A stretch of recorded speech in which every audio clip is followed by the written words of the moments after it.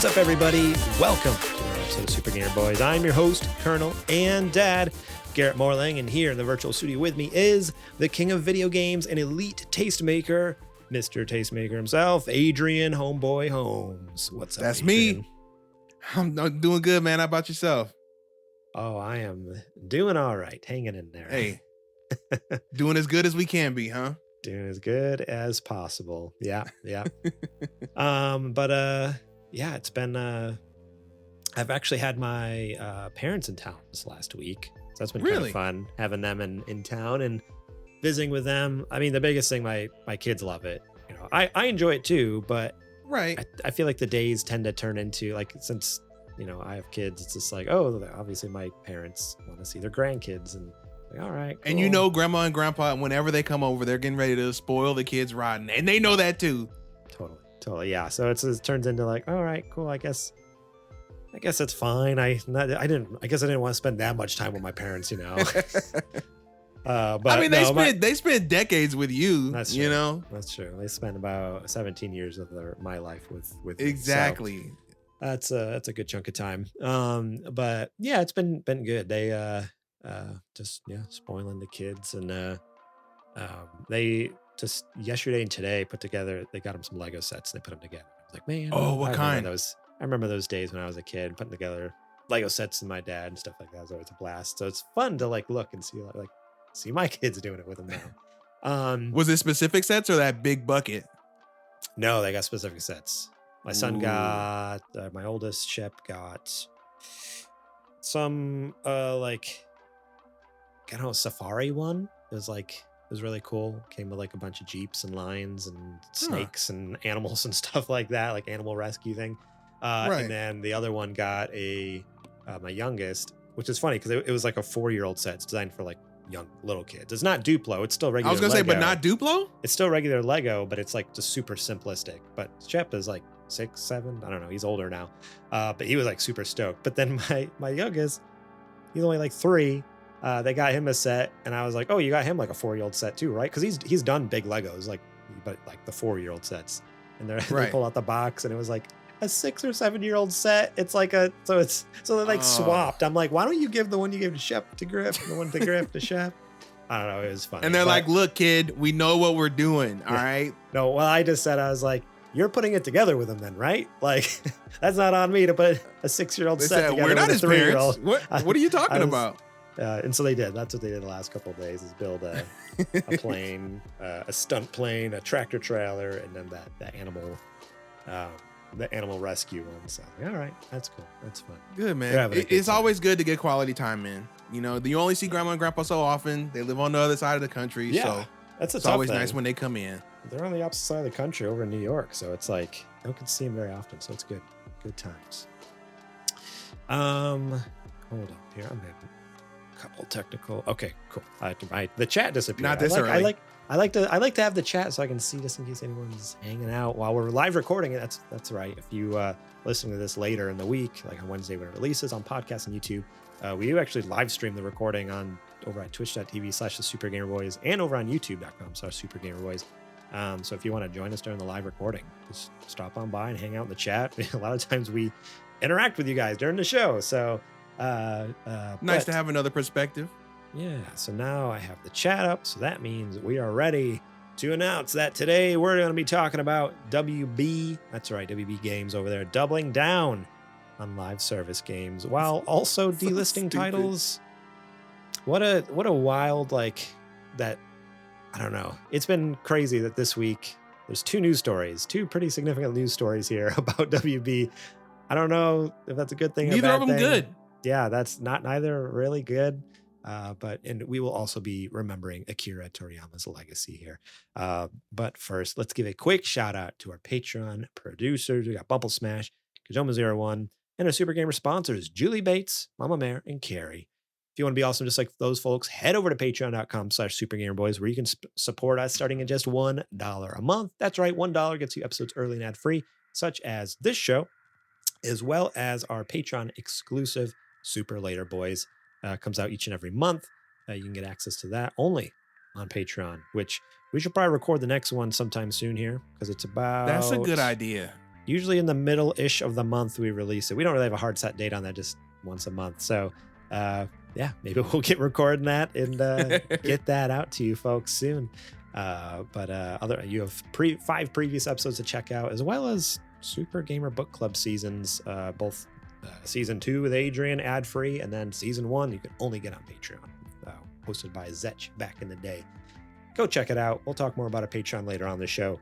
Real quick here, I do want to give a huge shout out to Jack Sriracha, Yate, and DJ Trooz for allowing us to use their music on our show. Currently, I think I have Jack Sriracha and Yate playing here in the background. So if you're enjoying that, make sure to go look them up on Apple Music and Spotify. Links will be in the show description on YouTube and podcast services.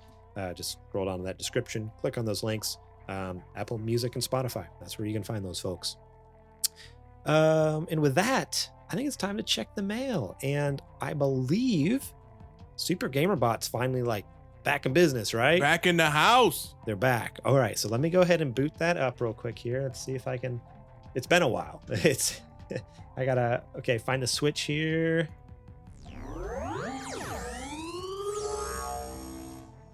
That's right. I'm back. How's it going, boys? Been a while. What's new? It has been a while. Good to hear from you. Good to hear from you, Super Gamer Bot. Oh, man. Been good, man. Been good. Yeah. So, Super Gamer Bot, do you mind throwing that first question at us? Well, we only have one question today. Okay. So here goes. Penguin90 asked, what's your favorite kind of popcorn? What's your favorite kind of popcorn? All right. We got one question today. What's your favorite kind of popcorn? Now, before we get started, there's a lot of ways that we could go with this. Okay. Are we talking about favorite kind of popcorn? Are we talking about favorite brand of popcorn? Because we can say kettle corn. You could say some weirdos put candy in their popcorn. Yes, that's the thing. No, that's get out of here. Get out of here with that. Right? That doesn't belong in some there. people, which I do, the popcorn seasoning, like the cheddar or the ranch or whatever else, little seasoning you could put on there. Yeah. That's pretty good. Now, if you want to talk about favorite popcorn of all time, Disneyland popcorn. Really? Disneyland popcorn is so delicious. If I ever had to explain to somebody what popcorn is and how it tastes, as an example, anywhere on earth, I would bring Disneyland popcorn. It's that good. Okay. Wow. I've never been to Disneyland, Disney World, anything like that, so I don't know anything about it. It's not just your normal movie theater popcorn. I don't know what they do to it. I don't know if they have their own kernels or if they grow them or what, but whatever they do to that popcorn, dude, almost every kernel. Is it sweet or savory? It's savory. Okay, so is it buttery or just salty? It's buttery and just salty enough, not too salty, and there's never any burned kernels. I've never had burned kernels in mine, and it's just man, you could just eat and eat and eat. It's so good. That's awesome. For me, I don't know why. What pops in my head immediately when I think of just popcorn, you would think it would be movie theater popcorn, right? Or something like that. Wrong. The first thing that pops in my head is Christmas time and the big metal tin with the 3 popcorns. I know exactly what you're talking about. The caramel one, the cheddar one, and the regular one. Yeah, and the butter. It's just it's all artificially flavored. It's not real butter. Of course. It's not real cheese. It's not real nothing. It don't matter. It tastes good. But man, it was so good. Now, as a kid, the cheese one, the cheddar one was my favorite. I would just demolish that. Really? Oh man, so good. But now, as an adult, the artificial cheese flavor don't hit the same. Not the same. I don't hate it, but it's just I don't know if I love this either. And so, what I've gotten into recently, and it still involves cheese flavor, but it's a little higher quality, not much quality. Let's be honest. But what I love is, I wish I could remember the brand, because then this would make really nail it down that I know what I'm talking about. But I'm just gonna. It's at Costco that you can usually buy. It's a ginormous bag, big, the same height as me, basically, you know, Costco size portions of food. It's like a bag the size of me, about 50-pound bag of in the different parts of the country, they have different names for it. But when I lived in Wisconsin, it was called Chicago mix, and it was cheese and caramel. They mix cheese and caramel popcorn together. I'm not upset with that. Sweet and savory. And let me tell you, like if I had to choose, like a good just caramel corn is great. If I have a really sweet tooth, if not kettle corn, fantastic because it's like sweet and savory. But if I had my choice, it would be picking up one of those bags from Costco of the Chicago mix, where it's that cheese and caramel together. Oh, it's just a match made in heaven. It sounds strange, cheese and caramel, but man, in popcorn form, there is something I just cannot deny it. It is fantastic. So, I want to give an honorable mention to a new player on the scene. Well, at least new to me. There's a brand out there called Lesser Evil. I don't know if you've ever heard of it. It's a popcorn brand called Lesser Evil. I haven't. And I forget what exactly they cook their popcorn in sunflower oil. Oh, okay. And there's this process that I guess a proprietary process that they use to kind of keep the popcorn, you know, real fluffy and light. Like they do something with the kernels to make the moisture work out. So it's not really as oily feeling or as, you know, greasy or anything like that, but the kernels are really soft. And it's really good popcorn. So Lesser Evil popcorn, I think it's at Target and I think it's at Costco, but it's a really good brand that I would put my stamp on. Okay. You know, so I looked up that you don't have to go to Disneyland to get, you know, popcorn. if you needed to get it anywhere else, I would recommend that. Lesser Evil popcorn. Okay, so the one I like is GH Craters. I don't know. I've never seen it anywhere other than Costco, but I do have to give a huge shout out to. I totally forgot about it until I just did a quick Google search. There is a popcorn brand based out of Chicago called Garrett Popcorn. And I remember as a gift one year when I was living in Wisconsin, someone got me some Garrett popcorn. It's spelled the same way as my name and everything. It's just like a big old, it just says Garrett on the popcorn shop on the side. I'm like, heck yeah. Nobody's mistaken whose that is. It's that's my popcorn. That's mine. So yeah. Oh, so wait. One more shout out. Sorry. Oh, yeah? The brand, I don't know. Have you heard of Popcornopolis? Oh, I think so. They're the ones that sell them in the bags that kind of do like this, like a cone shape. Yes. Yeah. They had, I don't know if they still have it, but they had a cinnamon toast crunch flavor of popcorn. Divine. That sounds amazing. You can only have a little bit of it though, because it's so rich and so sweet. But the little kernels that you do, oh, that's good eating if you have a sweet tooth. Now, who would have thought we could just talk for like 15 minutes about popcorn on a video game podcast? I told you. I said this is a multifaceted topic. You were worried. I got you. I initially was like even hesitated to put it on the show because I'm like, do we talk? Are we going to get anything out of this? And here we go. We just informed you guys. It wasn't necessarily funny. I'll be flat out about that. It wasn't, but you know what? It was informative, and I'm glad we talked about it. And entertaining. Yeah, I'm glad we talked about it because now I want some popcorn. And the next time we go to Costco, we will be buying some of that Chicago mix. There you go. Oh man, so good. Well, thank you, Penguin, for writing in, and I do want to give a huge shout out to our Discord over there. You should join it. supergamerboys.com/Discord. It's that easy, and it's free to join. And you can chat with us throughout the week about games you're playing, about movies you're watching, music you're listening to. Or if you just want to vent about something crappy going on in your life, like whatever, do it over there. But we also have a cool little channel called Submit to Mail channel, or Mailbag. Submit Mailbag. That's what it is. I should probably get it straight, right? Where you can write in your questions. That's probably the easiest way. Or just DM us on social media. Be like, hey, ask this question on the show. And then write your question. That'd be fantastic. Because we need more for the show. For both this one and Super Later Boys. We were hoping to be able to start answering fun topics and questions on Super Later Boys. And we just haven't quite gotten enough, so we've had to do our own work. Come on, dang it.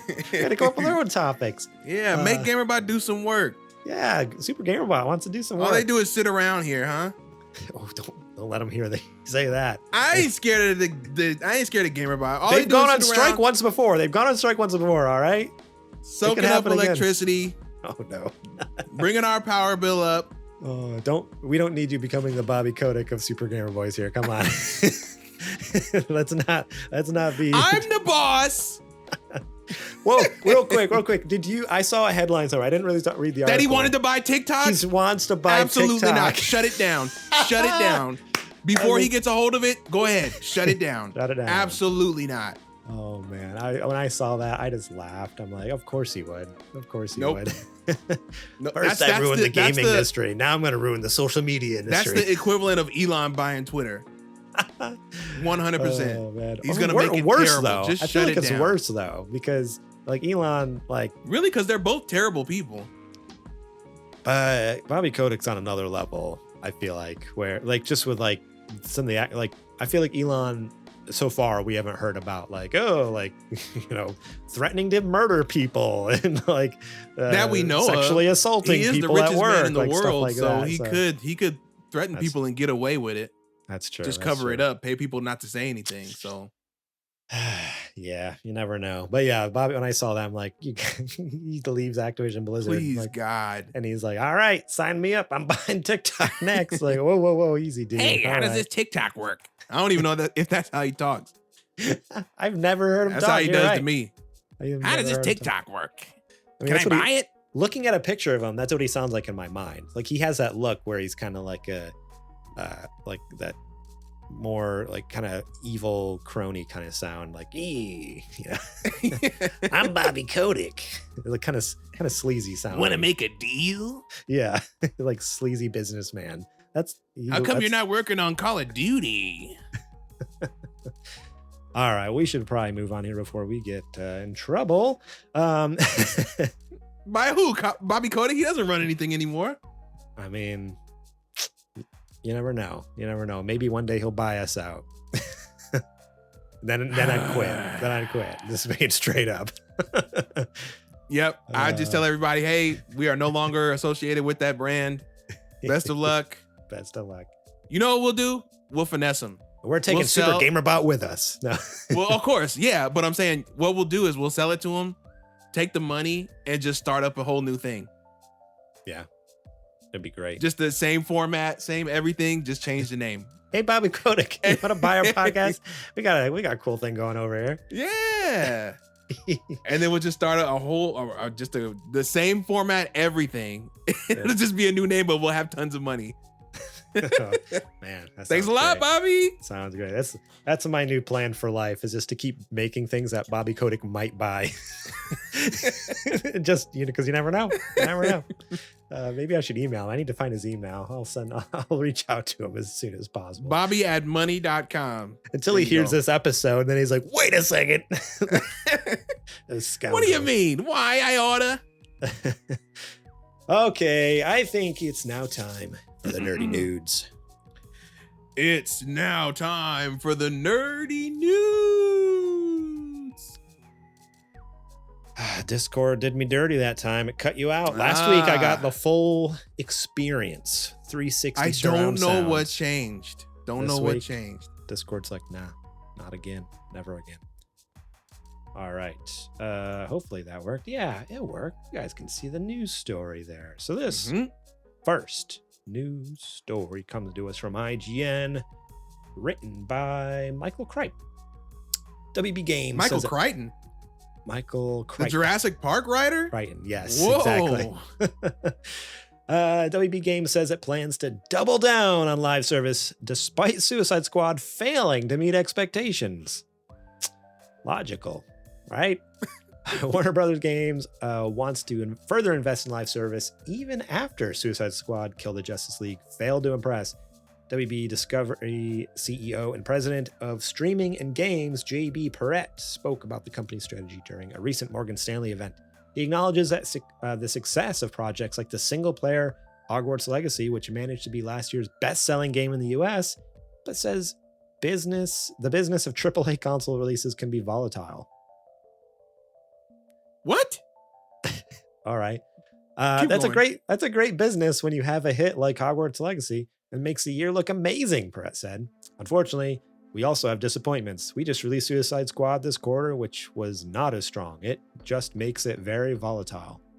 I don't think he knows what a live service game is, because That's what it sounds like. Because it sounds like he thinks that Suicide Squad Kill the Justice League is not a live service game. I don't think he realizes that it is, that game is a live service game. Right. And you greenlit it. But he's saying that it's not, that connection's not firing in his, that synapse is not firing there to make that connection. But anyways, I digress.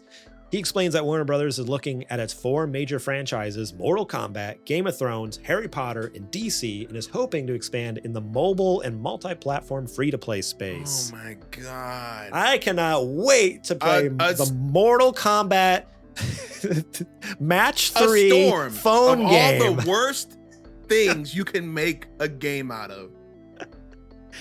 Oh boy. Jesus. And is hoping to expand, blah, blah, blah. It will take some time for WB efforts to come to fruition, with Perret estimating we'll see the impact between 2025 and 2027.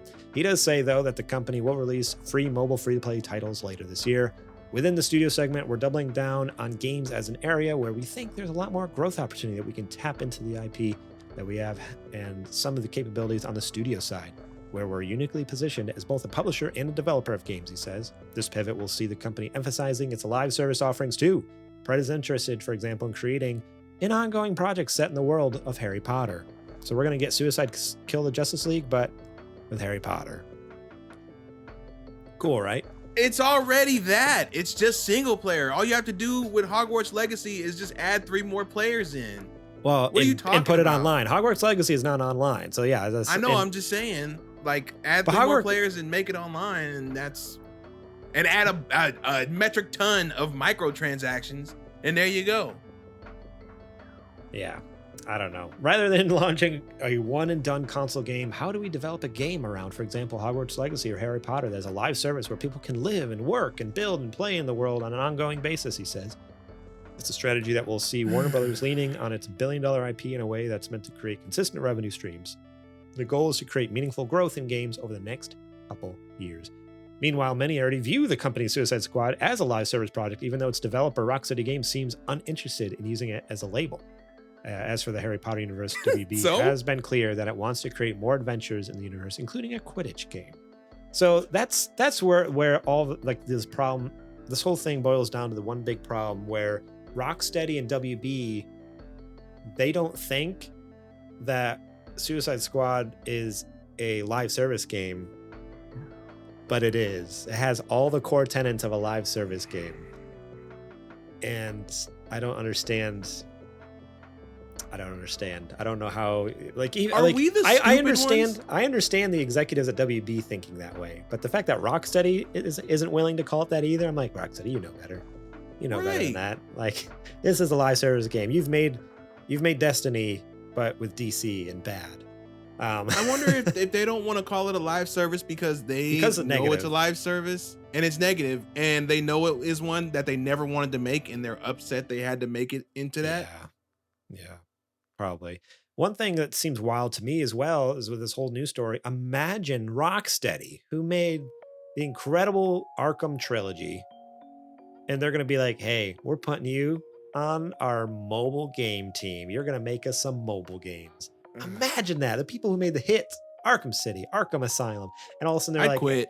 Hey, now can you make Arkham Asylum, but a card game that's free to play on iPhone and Android or something? Like, can you make us Arkham Snap? That's sad. Like, that's really sad. Right? Like, that makes me so sad that Rocksteady won't ever be able to, unless they do what freaking Aspire and Toys for Bob did, where they just, last week we talked about independent. They bought themselves out and went independent. Like, they're locked into doing that because WB has them by the nads. It's like, what do you do? They own us. I don't know. I mean, I guess you'd have to let's take it back to the top, right? Mm-hmm. I don't understand the executives thinking at WB with this. You had a game which is essentially being billed as a live service game, even though you don't want to call it that by your own admission underperformed, right? Mm-hmm. So why then would you go and double down on the thing that you know clearly underperformed? What is the long-term goal here, right? Also, what? Real quick, just to address that, like obviously from what we've seen from this article, what they think a live service game is what we would call just a mobile game. That's where the disconnect is, because like everything they explained was just kind of like either a mobile game or their version of a live service game is a mobile game, and basically what he described was like Final Fantasy 14 or like an MMO. They want to make MMOs but bad in mobile games. Yeah, but bad. So that's where the most wild thing about this article comes down to, like, oh, their definition of live service game is, oh, it's an MMO or a mobile game. It's like, well, no, not necessarily. But the crazy thing about this is, right, they said that they want to utilize all their IPs, right? If you make a live service game, you're asking the player to have a multiple 100,000 hour, years long commitment to this one property, right? You can't make multiple live service games and expect players to play every single one. And I know you're gonna say, well, you can make different games for different fan bases, but yeah, if they make multiple live service games for each IP, I think they get away with it, because yeah, those are like, okay, people who are into DC aren't necessarily into Harry Potter and aren't necessarily into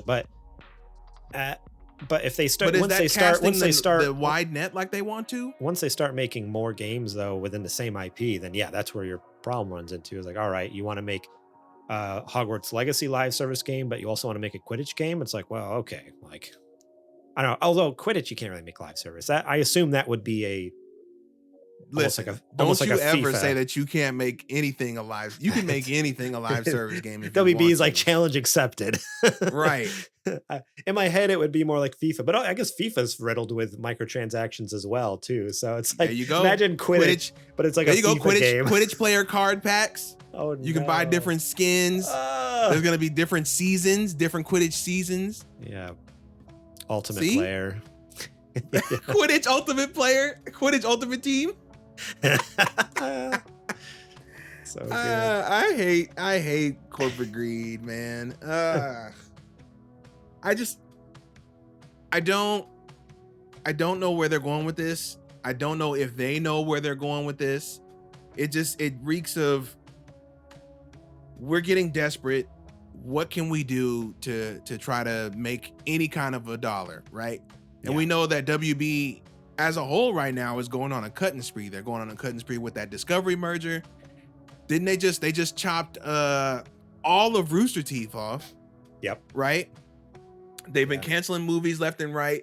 So I don't expect this same studio or this same company when it comes to games to have the best business acumen there either. I don't know. They're stuck. WB Games is stuck because they have to do what the parent company tells them, and the parent company is on a destroy it, cut it. We need to make money spree. Yeah. They're shutting everything. Yeah. Rooster Teeth was just last week, which, yeah, we didn't even talk about that. I mean, I guess it happened after our show, but that was devastating. That was so sad. 20 plus year company gone in an instant. Shut down. They're cutting movies. Like, what was that? There was that the Acme one, the Wile E. Coyote movie. Wile E. Coyote's been cut. The Batgirl movie, which was finished, has been cut. Imagine. I think they cut one more. Finishing a movie and then it's done. Like, nah. Throw it in the trash. Never mind. Throw it in the bin. That movie will never see the light of day unless somebody hacks into WB and takes it. Crazy. Absolutely crazy. Yeah. Nuts. I don't know what they're up to over there. Which I guess leads into our next news story, actually. Also about WB. This next news story comes from Michael McWhirter over at Polygon. Warner Bros. Is now erasing games as it plans to delist Adult Swim published titles. What are we doing? What's going on? Yeah, Warner Brothers Discovery is telling developers it's spent all that money to buy Discovery and buy all these other things, and then now they're like, oh wait, we can't afford it. We actually can't afford this. Why did we do this? Oh well, cut them. WB Discovery is telling developers it plans to start retiring games published by its Adult Swim Games label. Game makers who worked with the publisher tell Polygon At least 3 games are under threat of being removed from Steam and other digital stores, with the fate of other games published by Adult Swim unclear. The media conglomerate planned removal of those games echoes cuts from its film and television business. Warner Brothers Discovery infamously scrapped plans to release nearly complete versions of movies Batgirl and Coyote vs. Acme, and removed multiple series from its streaming services. Warner Bros. Does go through with its plan to delist Adult Swim games from Steam and digital consoles. 18 or more games could be affected. News of the Warner Brothers plan to potentially pull Adult Swim games from Steam and PlayStation Store was first reported by the developer Owen Reedy, who released puzzle adventure game Small Radios, Big Televisions through the label in 2016. Reedy said on X, Tuesday the game was being retired by Adult Swim Games owner. He responded to the company's decision by making the Windows PC version of Small Radios, Big Televisions available to download for free from his studio's website. Let's go. So, love it. There you go. That's how people are combating it. Is like the developers who made it is like, all right, I'll just give it away for free, I guess, on my own website. Just, which sucks because then they miss out on money, but at least it's still available to the public. Somebody will have it. Polygon reached out to other developers who had worked with Adult Swim Games as a publisher, and 2 studios responded to say that they'd receive a similar warning from WB Discovery. They're still in the dark about what it means for their games. Developer Michael Molinari, who released Sound Dodger Plus through Adult Swim Games in 2013, told Polygon he received a warning from WB Discovery rep earlier this week that his game would be removed from Steam within the next 60 days. I don't know if they're delisting it or deleting it, Molinari told Polygon in an email. I pleaded with the rep to transfer ownership to my company, as I still retain all IP and games rights. I sent him a link to Steam's transfer page and explained clearly that it takes literally 3 clicks to transfer ownership to me. He rejected my request. Molinari said the WB Discovery representative and the decision not to transfer ownership back to developers stems from logistical and resource constraints and the limited capacity of our team. One developer Polygon spoke with said the current Adult Swim Games team consisted of a skeleton crew. Molinari expressed frustration that the WBD's planned removal of his game and others would lead to over a decade of downloads, community guides, reviews, and patch notes suddenly vanishing. According to Molinari, WB Discovery informed him that he's allowed to republish Sound Dodger Plus on Steam. That option presents its own issues. Doing so would erase all my wish lists, reviews, community guides, and forum discussions, along with not allowing new and old owners of the games to compare achievements and trading cards, Molinari said. The other legal requirements republishing the game myself is to remove any and all mention of Adult Swim Games, Molinari said. I asked for clarification, and he even wants the credit sequence altered to remove the names of all the Adult Swim Games team. I'm a huge supporter of game preservation, and this is a direct blow to properly crediting the people that worked on a game. Wild, right? Matt Lewandowski, co-owner of studio Team 2-Bit, the developer behind the Adult Swim game, published Fist Puncher, told Polygon that he'd also been contacted by WB Discovery with a similar warning. Lewandowski said that the rep blamed the impending removal of Fist Puncher on internal business changes. Same thing, they requested them to transfer the studio, and they said they can't transfer the game due to the fact that they made the decision not to transfer ownership due to logistical and resource restraints. So basically, he's not getting paid enough to do 3 clicks and transfer ownership over. Literal insanity, bro. Lewandowski's story sounds very similar. I'm not going to read the whole thing again, but yeah, basically the game's been out for 11 years. There's a huge community on Steam, and to republish it would not only be a logistical nightmare because they have to scrub Adult Swim Games from the thing, but all the reviews, all the game guides, everything through Steam would just be gone. Just no more. Because it would basically be released as a new game. So it's wild what they're doing over there. But I brought this up because like the first thing that popped in my head is like, wow, at any moment, like digital games, I love digital games. Don't get me wrong. I buy all my games digital now. I haven't bought a physical game in years. Like it's been probably like 7-8 years now. It's been a while. Death Stranding, whenever Death Stranding came out, but I don't think I played the physical version. I think I actually played it digitally, honestly. And to think that at any moment, like, yeah, publishers could just be like, no, we're taking it down. It's gone. That is scary.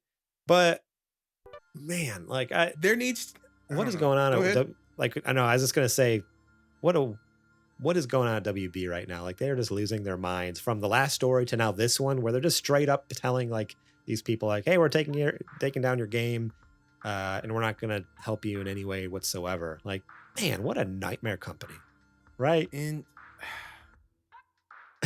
it's maddening how much they don't care about any creative endeavor, really. Like they claim they create about it, or they care about creatives, and then they pull stunts like this. Yeah. Right. Also, I want to say regarding these games that are being delisted, this is me speaking for me. I don't speak for Garrett. Garrett may feel differently. For the creator that is putting their game up on their own site, definitely go and get it from them. However, if WB is not giving the rights back to the creators, and the creators and WB or if WB is delisting them and not allowing you to get them, and if the creators themselves are not posting them up anywhere for you to get them because WB told them not to, steal them. Steal them from WB. Who cares? They don't care. And at least somebody is still playing them. They're just taking stuff down. Steal them.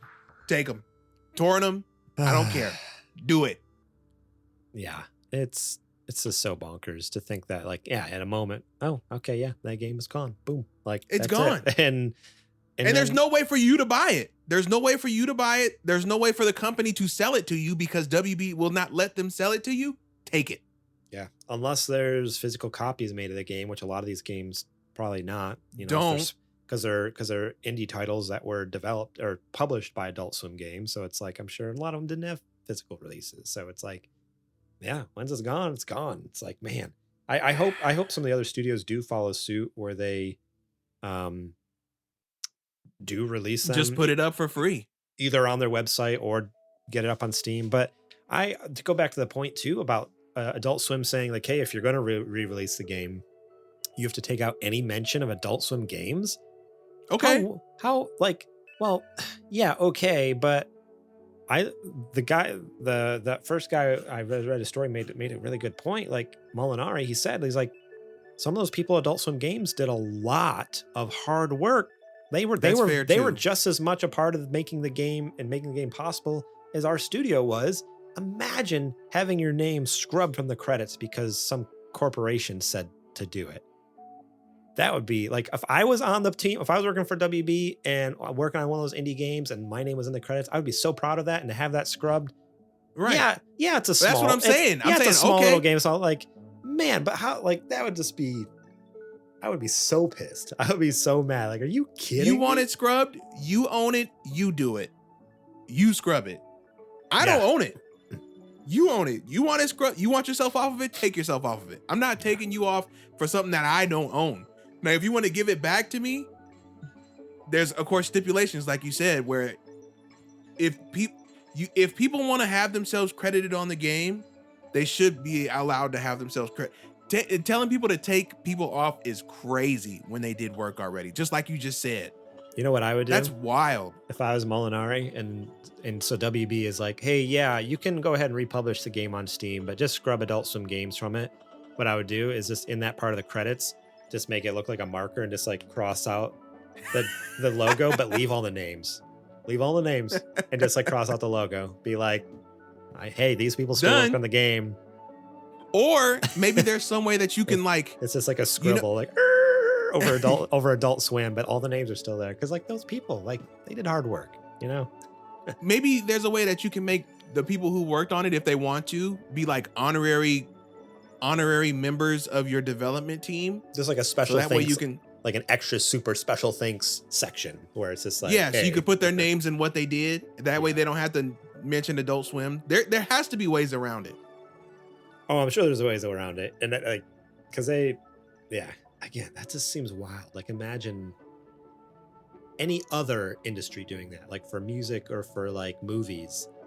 That just blows my mind. Like, imagine a movie coming out years later. I mean, I guess it's been done. It's been done, even within the games industry, I guess. Like, I just think of like, not to that extent, but I just think of like Konami, once they got rid of Kojima. Like, you go back and like when Metal Gear Solid 5 first came out, the boxes said a Kojima game on the front, and then like soon as that's it got what mine kicked out, says. they booted, they erased it from the box art and everything. Like, his name is like, yeah, his name is still in the credits, but it's not like all over the place where it normally was. So there have been some game studios that if you work less than a certain amount of time on a game, you don't get your name in the credits. That's insanity. What are you talking about? Yeah. And this feels just like that. Yeah. Like this is another instance of that kind of manipulative, controlling, I don't know. What's the word? Spiteful almost? Yeah. It feels like. Yeah. Yeah. I feel that. Yeah. It's almost just like which is weird because what do they have to be what vendetta do they have against these developers? That's the weird part. Like Adult Swim still exists, right? Yeah. So what? Absolutely. Why are they acting like Adult Swim doesn't exist anymore? Like that's the wild thing. Well, because I'm trying to figure out what do you lose by turning the rights back over to the person if you're not gonna sell it anymore. Well, that's the weird thing. They're giving the rights to them. They're just not willing to do the work to transfer the Steam ownership.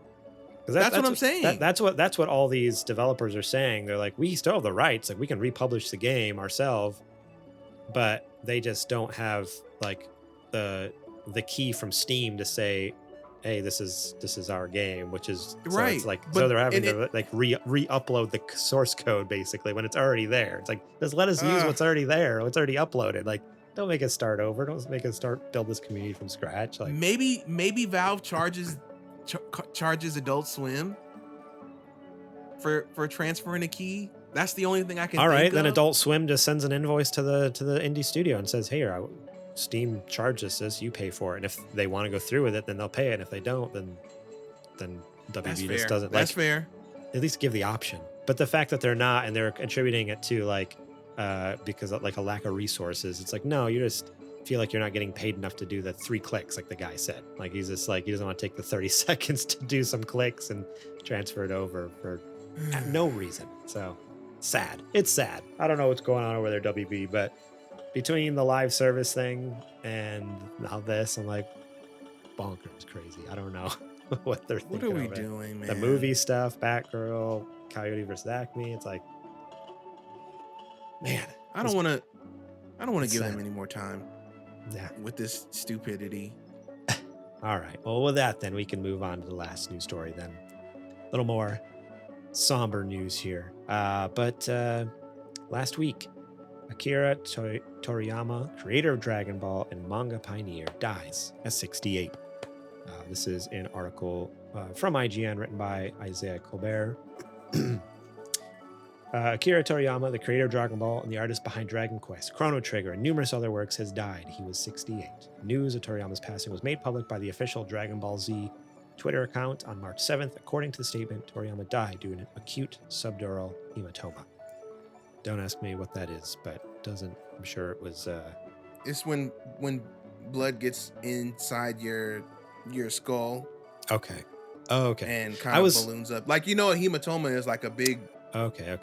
Because I was curious, because I was like, oh man, was this something that was was it one of those things like, oh yeah, he was sick for a while, or was it a surprise? And so that kind of answered the question. It was kind of like sudden, like surprise. Yeah, you're more susceptible to it with age, which probably is what happened to him. Yeah. But yeah, it's sad. It's not something that can, you have a history of. Yeah, man, sad, so sad. It's our deep regret that he still had several works in the middle of creation with great enthusiasm. Also, he would have many more things to achieve, Bird Studio and Capsule Corporation Tokyo wrote in the tweet. However, he has left many manga titles and works of art to this world. Thanks to the support of so many people around the world, he has been able to continue his creative activities over 45 years. We hope that Akira Toriyama's unique world of creation continue to be loved by everyone for a long time to come. Toriyama first broke into the manga industry at the age of 23 when he entered an amateur manga creator contest in Kodansha's weekly shonen magazine. From there, Toriyama made a name for himself with the serialization of the beloved gag manga Dr. Slump in 1980. In 1984, Toriyama published the seminal fantasy action comedy shonen battle series Dragon Ball, which would later spawn the immensely popular Dragon Ball Z and Dragon Ball Super series. Dragon Ball's influence later inspired others like Eiichiro Oda. The list is too long. I can never say his name right. Eiichiro Oda, Tite Kubo, and You're doing good. Masashi Kishimoto to create One Piece, Bleach, Naruto, and classics. Toriyama also played an influential role in gaming history, his art serving as the basis for Dragon Quest, one of the very first console RPGs in Japan. In the mid-90s, Toriyama famously teamed with Dragon Quest creator Huji Hori and Final Fantasy creator Hironobu Sakaguchi to make Chrono Trigger, which is still considered one of the finest games ever made. The last project Toriyama was reportedly working on was the original character designs for the upcoming Dragon Ball Z spin-off series, Dragon Ball Daima. Its story follows the adventures of the chibi-stylized Goku and Vegeta's adventures in Dragon Ball's whimsical world. Sandland, a game based on another one of Toriyama's works, is due to release in April. During a panel in New York Comic-Con 2023, Daima executive producer Akio Iyoko told the crowd that Toriyama was deeply involved beyond his usual capacity, overseeing Daima's story, character design, and more. Additionally, Toriyama has planned entirely new episodes for the storyline, so please look forward to the start of the series, Iyoko said. Dragon Ball Daima is slated to release in the fall of 2024. What a absolute legend. What a heartbreaker. Yeah, man. Wild. He had an incredible career, a full life. Like, I'll give him that much. Still young. 68 seems young. I was going to say, that's still pretty young. But, man, he did have an incredible 45-year career. Just everything that they listed there is legendary status. Like, banger after banger after banger. Like, I not one of those things they mentioned. I was like, oh, okay, yeah, that was an iffy thing. Like, no, everything so far has been like, no, all the Dragon Quest games are like love. People love those games. Chrono Trigger is one of the greatest games of all time. You know, one of the top RPGs. Dragon Ball. I've never watched Dragon Ball myself, but like beloved by so many people. So crazy. Selks in the chat says Dragon Quest XI is the greatest RPG in my eyes. Yeah. So I'm not gonna fight you on that one. I can't fight you on that one. That's a fair pick. Toriyama, I got so bummed out when I found out about this dude. I was bummed out for a few days. Yeah. I know my story's not unique at all, but if it were not for that man, I don't know how many life-changing stories and movies and games and series I would have missed out on had, Dragon Ball not come on Toonami, and I hadn't seen it as a youngster, and kind of stepped my foot through the doorway of manga and anime and things of that nature. I don't think at all that it's an exaggeration to say that man, as far as his impact, was probably one of the greatest artists, period.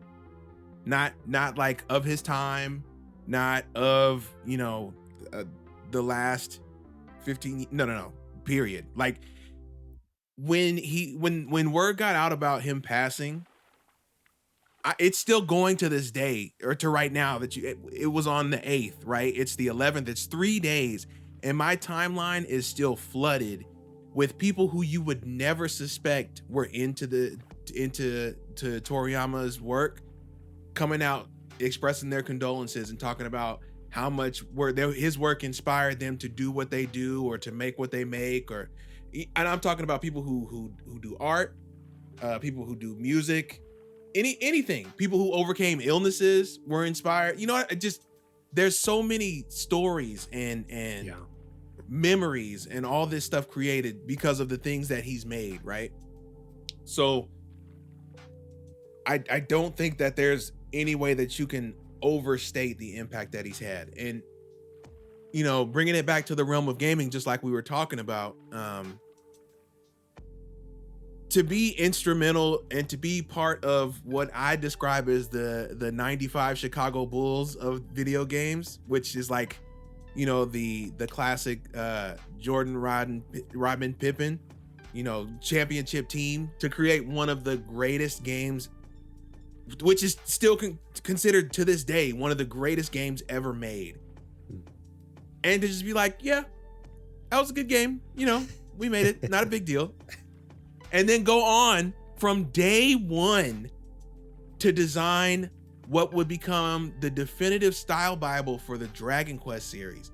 They still use they use him every time for every Dragon Quest game. Yeah. To do the design work. And that's what, over 36, 35 years ago now. And people the world over know what Dragon Quest is. Yeah. You know? It's just, man, it's, what a seeing, I right there with you with like mentioned like just the outpouring on social media. Celebrities and people pass away often every year. Like it happens a lot. There's a lot of people like, holy smokes, that person died. But I feel like a lot of times it's like a day or so and then it just fizzles out. This has been one of those people that it just blows my mind the impact he had. And like you said, to this like already 3-4 days in, and like people just keep sharing these just incredible stories, whether it's experiences with his games, with his art, with his whatever it might be, and how it had affected them. That's artists that we revere, that we think are fantastic. They're all like, no, bro, he inspired me to do what I do. I think the way you think of me is how I think of him, and that's insane to me. Yeah, so this whole thing, like even though I didn't have a deep connection with him, like really I wasn't into Dragon Ball as a kid. Like my only experience really, and just recently, was Chrono Trigger, like, and I was blown away by that. You know, it's just like I already like had a very high opinion of him, and then to like, it's just been really neat to hear so many other people's stories and experiences and thoughts about this man. And I don't know, he's a legend. It's sad to see him go, especially in the midst of projects, like not to even see the final product of this thing. Man, like that sucks. New show coming out, new game coming out. But yeah, I just hope they can really nail it.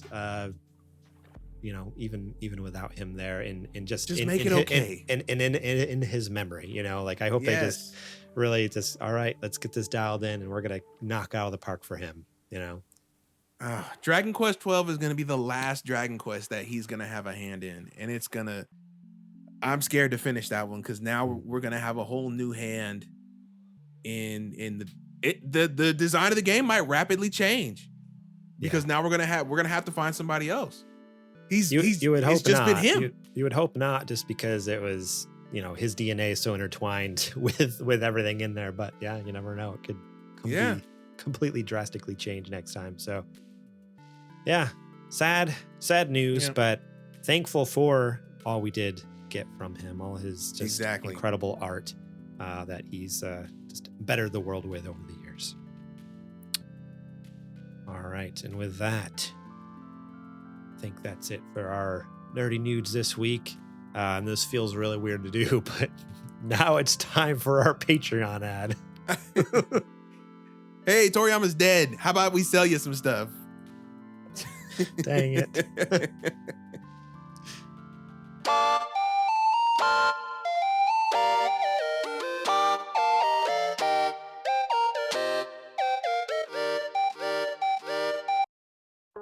All right, this is the part of the show where I tell you to go over to patreon.com/supergamerboys. Support us over there starting at just $1 a month. That's right, $1 gets you episodes early and ad-free, such as this show, as well as our Patreon exclusive. Shut up, Selks. It says shill.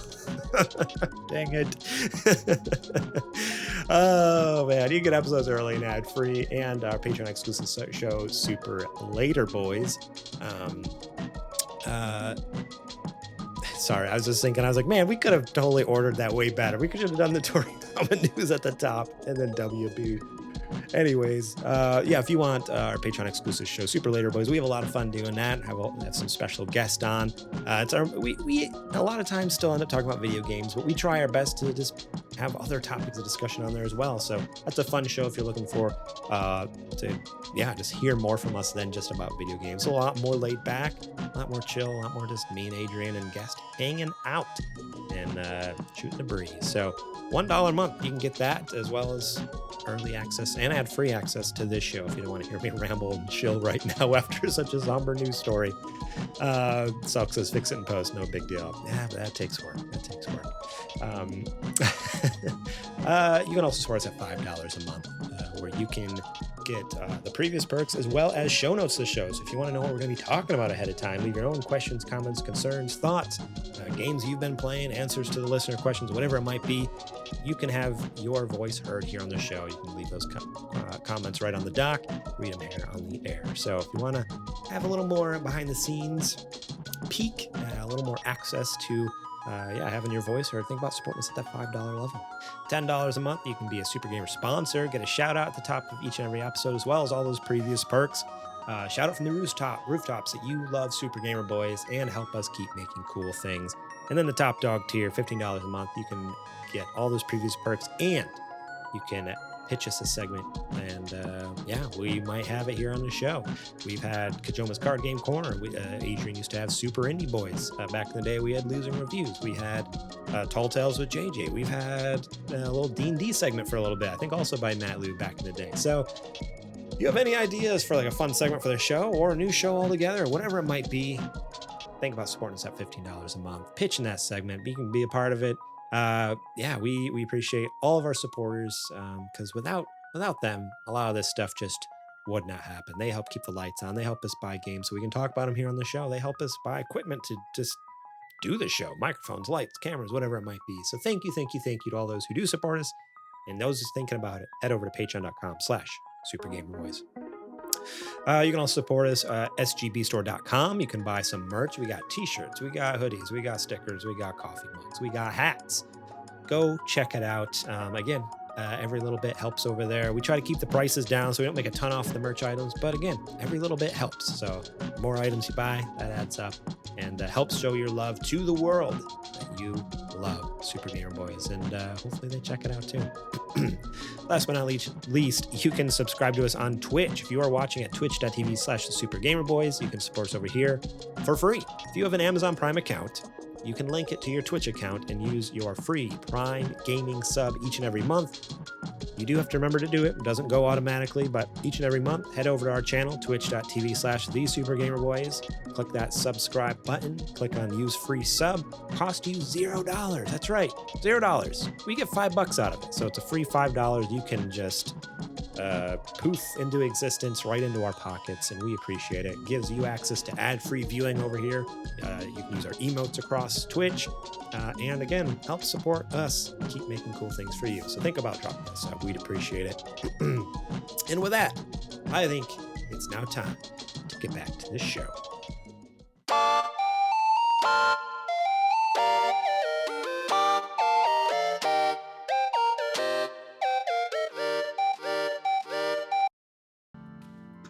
All right, Adrian, we're back, and I gotta ask you this very important question. What you playing? What am I playing? What am I not playing? I don't know if you heard, my good man, but this past week, the first ever catalog sale kicked off for the Playdate. Oh, I saw that. I got the email and about it. Let me tell you, my friend. Okay. I went nuts. I bought a ton of games that I've had my eye on for the longest time, at least 10 or 11. I wish I could go through the list of them, but I've been popping in and out of them. And you know what? I guess I can give you a little exclusive. So there's another game coming out tomorrow called Mars After Midnight, where you help monsters and aliens out with whatever issues they have going on. You're kind of like a counseling / detective agency in a way. Okay. And aliens come to visit you and they're like, hey, I got this, issue going on. Can you help me out with it? And then you go, throughout the town or whatever task that they need you to do to help them. So that comes out tomorrow, and you best believe your boy is going to be streaming it tomorrow night. Ooh, baby. That's awesome. Yes, sir. It's made by Lucas Pope. Oh, has he made another game? Yeah, he made quite a few. He sounds familiar. Is it Lucas Pope? I need to look it up now. Because I feel like I've played one of his games. You have. Papers, Please. Yep. Dude. And okay. Return to the Oberdin. Obra Dinn. That's right. There's a bunch more here, but those are the two most well-known ones. Okay. Right. I was like, that name sounds familiar, and that is why. Yeah, so this is his big new project. It's only coming, it's exclusive to Playdate. So if you want to see a game that you won't be able to play anywhere but there, you better meet me here tomorrow night. Okay. I might, I'll need to drop in and check it out because I really liked what I played at Papers, Please. That game was so much fun. Such a blast. So I can only imagine what kind of shenanigans he comes up with on the Playdate. Oh, man. Honestly, just when's he porting Papers, Please to the Playdate? That'd be amazing. You joke? You joke? But he very well could. That would be awesome. Oh, man. But yeah, man, I've got so many games that's making my head spin. So it take me forever to go through them. But the real question is, what are you playing? What am I playing? Oh, you guys all know what I'm playing.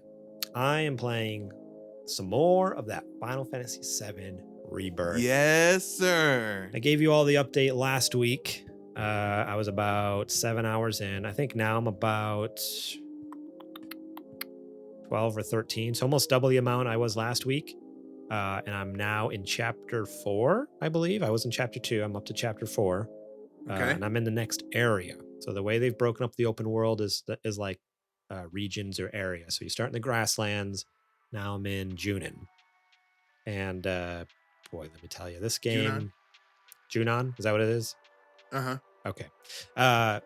This game is just not slowing down. I mean, as far as like how hyped I am about it. It pace-wise, because of the open world, like obviously there's slow points and there's missions that are just like not as exciting. But what I mean is like, even with that, I'm still not bored of it. I'm still going through and 100%ing everything and still enjoying it. I'm like, just shy of like 14 hours. I'm like, oh yeah, I'm good still. I'm good doing this. Where that's not the case with a lot of games. There's a lot of games that are open world where very quickly I get burnt out on the whole do everything quest, you know? I usually like, I do it because my brain's broken and I'm a freaking completionist and can't help myself. But I very quickly get like, okay, this is not enjoyable. Where this so far, I love how they intermix some fresh new storylines within each of the repetitive tasks to kind of help keep those things like still it overall fun and exciting and like and having different regions. Like the region's different too. So like, all right, the type of chocobo I just got's a little bit different, and there's the world looks different, and there's just a totally different map. So it's almost like playing a whole new game. Like, okay, I finished Grasslands, now I'm in Junon, and it's like, all right, cool. This is a new game, baby. Like maybe I'm doing some of the same task, but it's a new area, a new map to find, to explore, and all this stuff. And man, I'm just having a blast. Like I can't get enough of it. I haven't been able to play as much as I wanted to. My parents were in town, like I said before, so been busy with having them around. But I love playing remote play on my Steam Deck. Let me tell you, I think I mentioned this on Discord, but I'm like, anyone who buys the PlayStation Portal is on drugs. Like there's something wrong with them. Like they either buy it like in a hazy high state where they're just like not with it 100%, like not all mentally there, or I don't know, or they're just crazy. I mean, the Steam Deck is 2 portals put together price wise, so you do have to not if you buy the OLED, yeah, but if you buy just like the standard, you can buy the 64 gig. It's still available for like $100 more.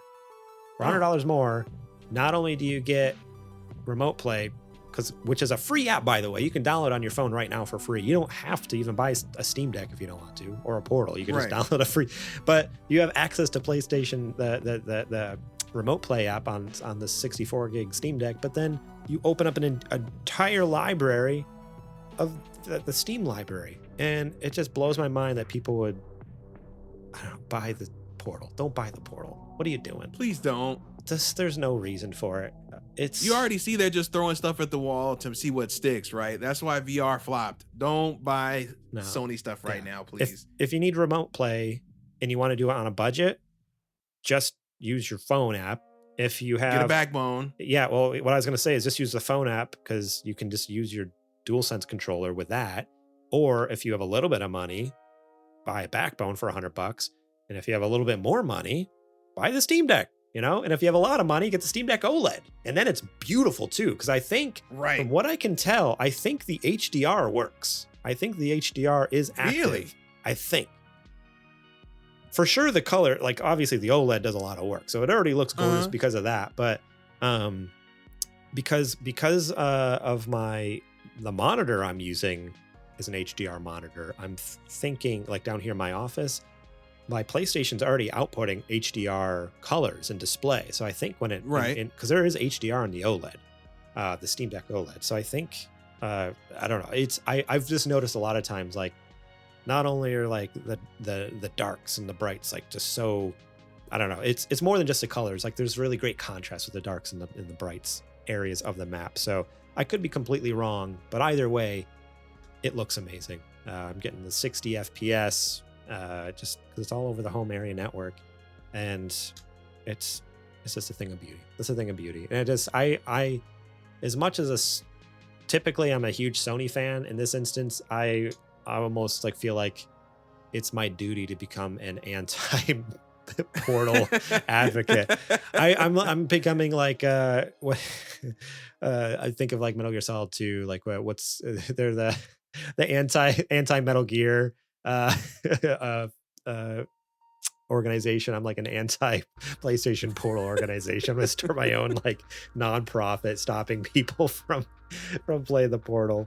And it's just like, it's either a free app on your phone, or just if you do have the money, just buy the Steam Deck. Don't do that. It's so good.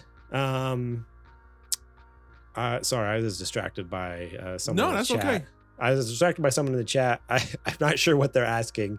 I don't know if you want to check that out, Adrian, see what that's about. Yeah. Let me see. You go ahead. Final Fantasy VII Rebirth, though. Amazing game, 10 out of 10. And I'm still playing the Helldivers 2. I've been playing, although I just want to give a big PSA. I want to apologize. Last Thursday, I was supposed to stream. It's my stream night. And I tried to stream. Actually, in fact, if you were part of our Discord, you probably got 3 billion notifications, and I apologize for that because we try to use the everyone tag as sparingly as possible. But every time that my we go live, the Discord notifies everyone that's happening. I was having such bad internet issues. I thought they were solved. I got a new modem. I thought it was better. But then I realized there was actually some OBS settings that got changed somehow, and it screwed me over. OBS, the bane of our existence, man. So I had like just some amazing, like I was gonna stream Helldivers 2 with Nate and Dan. They joined me again. It's gonna be a blast. And then instead, man, I just got so pissed off. I was so mad. I finally just quit. Like at one point my internet went out, and I was just like, F it, I'm done. Like I'm just out of here.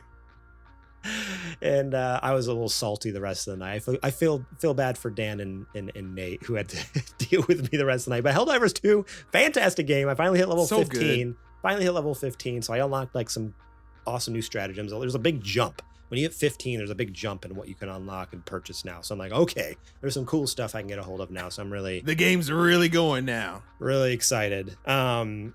So I cannot wait. Actually, I think even tomorrow night I might be diving in with them later, which Adrian, if you're free to join, although I know you go to bed early. That's what happened Thursday. Last Thursday, I asked you like 5 minutes before I was going to go live. I'm like, Adrian, you want to join us? But I told them, I was like, I bet you he says no, because you go to bed so early. You're like, you're an early riser. You got to get up early for work. I am a very early riser. So I was pretty bummed out about Toriyama too. I didn't really want to do anything, unfortunately. Yeah, of course. So, but yeah, tomorrow I was thinking like, oh, we're gonna be playing tomorrow. And I'm like, we don't start until like 9:30, and you've already at that point would have been streaming for a couple hours. Like you're gonna be ready to just hit it. But, yep, I'll just be getting done helping some aliens do things. Unfortunately. Exactly. Just update real quick before we go any further. It looks like they're asking about breakfast sandwiches and wraps. Okay. Interesting. They're asking how do you what's your build, and what do you do to maintain the flavor throughout the creation and a balance between ingredients. I see. I would probably say layers. Yes. You don't want to put everything everywhere, but if you layer everything, then you get a little bit of everything in every bite. 100%.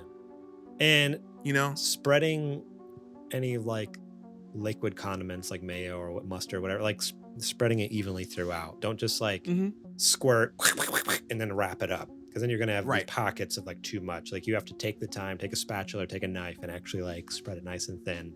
You keep that condiment consistent and the moisture consistent. And you got to mix in those dry ingredients with the wet. So like for every like dry thing, make sure you have like a little lettuce in there to balance it or whatnot. Also, if you're doing a breakfast wrap, spend the money. Okay, spend the money on the wrap and get the good high quality wraps so that they don't rip when you use them. Right. You know?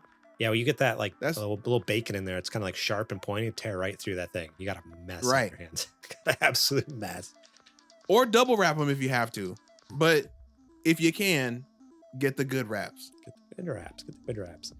And shout out to Uncle Gamer real quick. Finally catching alive, though YouTube failed to notify me. Make sure you've got that bell rung. If you're over on YouTube, ring that bell. Make sure you get those notifications when we go live. Then you'll know. All right. I think that's all I have for tonight. I mean, we've talked about it all. We talked about Final Fantasy VII Rebirth. We've talked about Helldivers 2. We talked about popcorn. And now we've talked about wraps. How to make the best wraps. So there's not much more left to talk about, I guess. Video games. Oh, yeah. We talked about video games, too. That's right. We're a video game podcast. Oh, thank you all so much for joining us tonight. We appreciate each and every one of you for tuning in live on Monday nights, catching it later on Wednesday on YouTube and podcast services. And those of you who support us over at Selks. He's No, don't let him derail you. We're almost there. No. Keep going. Yeah, hang on. I'll save it. I'm going to say it, but just give me a minute. God, thank you so much to all you support us over on patreon.com/supergamerboys. We appreciate you all. We appreciate the heck out of you. You guys are awesome. So if you want to be awesome, just like those folks, think about heading over to patreon.com/supergamerboys. Also, we just got rated. No, we're getting rated at the end. We just got rated during the outro. David. And they had a gang of people here. Oh, no. You did it again. You rated as we're leaving. It's fine. It's all right. We can pass on the love. Everyone who's listening on YouTube and podcasts later, they're going to be like, what the heck is he talking about? Join us on a Monday night stream. Anyways, patreon.com/supergamerboys. Support us over there, starting at just $1 a month. We appreciate it. SGBstore.com. You can buy our merch, get some t-shirts, get some mugs, get some stickers. We got some sick dad hats. Go check it out, sgbstore.com. We'd appreciate it if you support us over there. Rate and review us where you can. Apple Podcasts is great. Spotify is great. Shout out to Jack, Sriracha, and Yate for allowing us to use their music, and DJ Trooz. He's awesome. But this time around, we're listening to Jack, Sriracha, and Yate. They're all amazing. Find them over on Spotify and Apple Music. And you can find us during the week at supergamerboys.com. Twitter and Instagram at supergamerboys. Find me during the week at Twitter and Instagram at gmorlang. Adrian, where can they find you at? You can find me any and everywhere at Homeboy. At Homeboy. And I just wanna also just address, apparently David didn't want to rate us, but he did anyways. So I don't know, was it more of like it was an accident, or like he's sick of me? He's like, forget this. Like that freaking guy, I can't stand that dude. Get out of here. It's probably more like that. I know David fairly well. I've watched a lot of his streams. That's probably more like it. He's a pretty aggressive dude. You know what I'm saying? Well, I mean, some of the people in here are saying that they forced him to do that. Okay, well, here's the deal. Next time, force him to do it at like maybe 7:45, 7:50 when the episode starts, somewhere around there, so you can get a good chunk of the stream in. Then you might want to stick around for a little bit, you know? I do have to let me finish my monologue here real quick with a quote from Selks from the chat, and he says, "That's a wrap." You should have saved it for the very end. For the very end? Yeah, you know how the flippity flop, and then we always say something at the end. Okay, I'll save it for the end. Everyone just forget I said that. No. I'm just Men in Black. I'm just there you go. Flash you all. No one ever heard that. All right, go ahead, Adrian. I'm done. Oh boy. All right. Well, folks, thank you for hanging out with us for another week of the Super Gamer Boys podcast. As always, we appreciate any and every form of support that you can give us, whether that be just listening or telling your third cousin twice removes dentist about our podcast. Yeah, we couldn't do it without you, and we appreciate everybody who is here and showing us support. And that's pretty much all I got. So until next time, we are the Super Gamer Boys. And we'll catch you on the flippity flop. Now you can say it's a wrap. That's a wrap. Did I do it right, Adrian? Is that how we end a podcast? Adrian, right? Did you hang up on me? Is that it? Turn it off. Fade it out.